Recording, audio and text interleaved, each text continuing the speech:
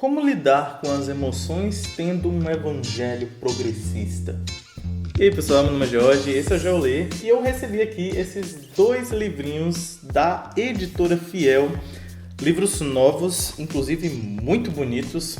Preciso desse destaque, a Editora Fiel geralmente ganha meu coração pela estética, pelo aspecto gráfico do livro, sempre amo demais. Mas esses livros novos têm uma abordagem interessante, eu gostaria de comentar um pouco com vocês. São livros que eu recebi há pouco tempo, então só deu tempo de dar uma folheada, então eu não li ainda, fique bem claro. Mas gostaria de trazer aqui uma apresentação para você ter uma noção e, se o assunto for de seu interesse, você já tem aí essa referência, ok? Vamos lá. Primeiro eu gostaria de falar sobre este livro aqui, Outro Evangelho, uma resposta ao cristianismo progressista. A capa já comunica bastante, né? Essa mão cerrada no símbolo talvez do Black Lives Matter, né? Só que ela também tem os símbolos do arco-íris e tá uma mão fechada com a cruz atrás e a cruz talvez fazendo uma referência ao símbolo feminino, ou sei lá, é muita imagem aqui, muito sentido, muito significado, mas o que o livro trata, né? O livro é escrito pela Alisa Childers,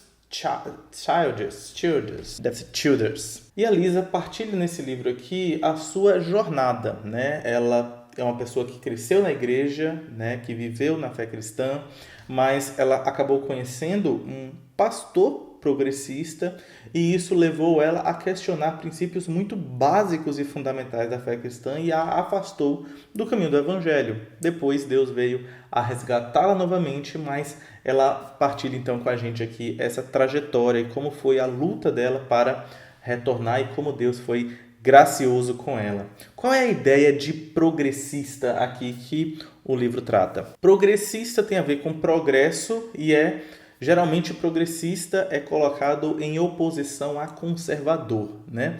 Então, se conservador tem um sentido de manter, de conservar as estruturas, o progressista olha para o além, né? Deixar aqui o que temos agora para progredir. E aí, quando se pensa em um cristianismo progressista, a gente tem um problema porque a forma que é tratada aqui é como uma raiz do liberalismo e, portanto, passa a questionar coisas muito fundamentais, como doutrina da Trindade, como inerrância das Escrituras, e a partir daí procurar algo mais avançado, talvez, né? Deixa eu comentar um pouco aqui. Tem uma apresentação, a apresentação aqui é feita pelo Franklin Ferreira, e ele diz o seguinte: esses cristãos progressistas tornam absoluta toda a agenda atrelada a anseios hegemônicos da esquerda e extrema esquerda, defendendo ferrenhamente imanência de Deus e o paneteísmo, o foco na moralidade e não na salvação, a união homoafetiva, a redefinição do conceito de família, defesa do aborto, a liberação das drogas, o antissemitismo, com caracterização de Israel como Estado terrorista, divisão marxista de sociedade, opressor e oprimido, política identitária que divide a sociedade sem nenhum interesse em reconciliação, crença de que todos os homens brancos são responsáveis por opressão branca e que o homem branco cristão é o opressor, a satanização dos opressores e imposição aos indivíduos de pagar por opressões históricas das categorias a que pertencem, a fé de que o Estado controlador sob o domínio do partido pode moldar e controlar a sociedade civil, levantando aí um milênio secularizado. Muita coisa, né? Enfim, é um livro que trata de assuntos polêmicos e fica aí o incentivo, se você tem interesse de estudar um pouco mais sobre esses assuntos envolvendo progressismo e cristianismo, claro que aqui é em uma visão crítica, né, e não a defesa, tá aí essa proposta da Editora Fiel, Outro Evangelho, de Alisa Childers. Eu não sei como fala o nome. Childers. E um outro livro que também chegou aqui para mim é Organize Suas Emoções. Eu ia falar organizando. Organize Suas Emoções, de Alasdair Groves e Winston Smith. Eu não conheço esses autores, é a primeira vez que eu estou pronunciando esses nomes aqui, mas a proposta do livro é bem interessante. Só de comentar aqui o sumário, eu creio que você já vai ter uma ideia. A primeira parte é entendendo as emoções. Então, como é que acontecem as emoções? O que são exatamente as emoções? Como é que eu posso identificar essas emoções? né? Então, um assunto, digamos assim, mais básico, né?